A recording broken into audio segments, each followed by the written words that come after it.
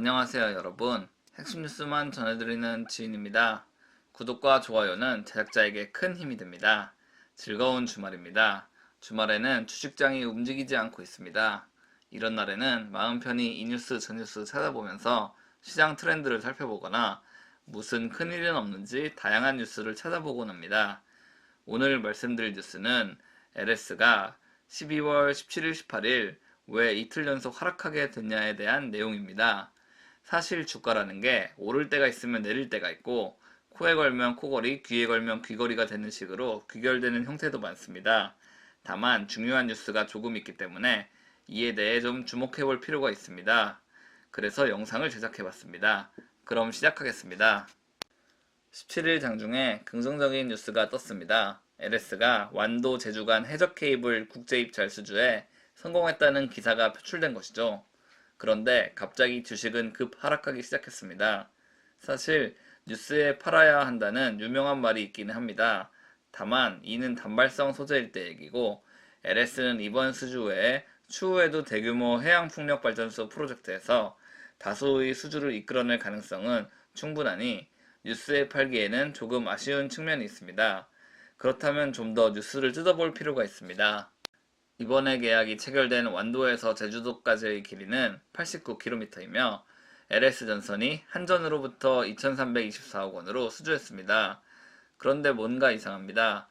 계약은 제대로 체결됐는데 주가는 떨어지고 있습니다. 그리고 뉴스를 꼼꼼히 챙겨보니까 총 4번의 유찰 후 기술적 평가 등을 거쳐 LS전선이 최종 선정됐다는 말이 있습니다. 물론 이런 멘트는 LS가 기술력이 뛰어나기 때문에 이에 대한 수주를 따낼 수 있었다고 해석할 수 있습니다. 하지만 저는 좀 다른 생각을 해봤습니다. 모든 업체들은 기술력이 비등비등한데 한전이 계약 금액을 높게 부르지 않았기 때문에 4번이나 유찰이 발생한 것이고 결국은 국내 업체의 LS가 국내 공사기 때문에 대의적인 차원에서 수주를 감행한 것이라고 생각했습니다. LS 입장에서 수익이 크게 나지 않는 것은 바람직하지 않지만 수주 실적과 정부에 대한 호의적인 태도는 장기적으로 봤을 때 크게 이익이기 때문에 이런 선택을 했다고도 볼 수 있습니다. 이에 대한 근거를 찾아보기 위해서 과거 기사를 좀 찾아봤습니다. 올해 8월 기사입니다. 당시 기사는 4년 동안 표류 중인 제주완도 해적 케이블 사업이 시작될 조짐이 보인다는 내용입니다. 그리고 사업 예산이 너무 낮게 책정됐다는 업계의 시각도 담겨 있습니다. 이번에 체결된 완도 제주 계약 규모는 89km 2324억 원으로 체결됐습니다. 당시에는 정확한 길이가 산정되지 않아 98km 2300여 원을 예상했나 봅니다. 그런데 당시에도 이 사업에 대한 비판적인 시각이 존재합니다. 진도와 제주도를 잇는 사업은 105km 케이블이 설치됐고 사업 규모는 4,500억 원으로 책정됐습니다. 그런데 당시 추산했던 98km는 105km와 큰 차이가 나지 않는데도 2,300억 원밖에 되지 않는다는 것입니다. 이와 관련해 한전이 어느 정도 사업비를 조정할 가능성도 있다고 기사는 말하고 있습니다. 다만 한전이 더 합리적인 금액을 부르지 않았고 해외 케이블사들은 떠났으며 결국은 LS가 이를 수주한 것으로 판단됩니다.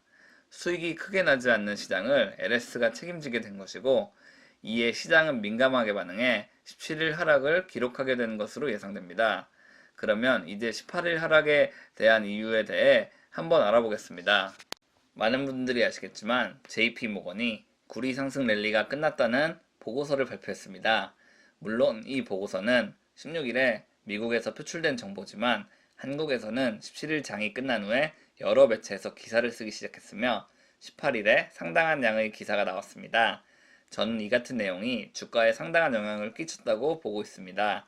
사실 요즘 들어 테슬라는 $80가 적정이다라며 이상한 말을 많이 하고 있는 JP모건이지만 구리, 철강 등 기존 산업에서는 아직도 막강한 영향력을 행사하고 있기 때문에 이들의 분석이 어느 정도 시장에 영향을 끼쳤다고 생각합니다.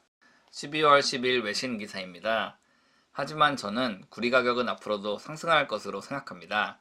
런던 금속거래소의 구리 재고는 여전히 낮은 수준입니다. 보이는 그래프에서 파란색 부분이 런던 금속거래소가 보유하고 있는 구리의 재고 수준입니다. 12월에도 지속적으로 하락하고 있는 모습을 보실 수 있습니다. 런던 금속거래소는 세계 최대의 비철 금속 거래소입니다. 이들을 통해 구리, 알루미늄, 아연, 납, 주석, 니켈, 알루미늄 등 7개 품목을 거래할 수 있으며 소비지가 많은 곳에 곳곳에 창고를 두고 있습니다.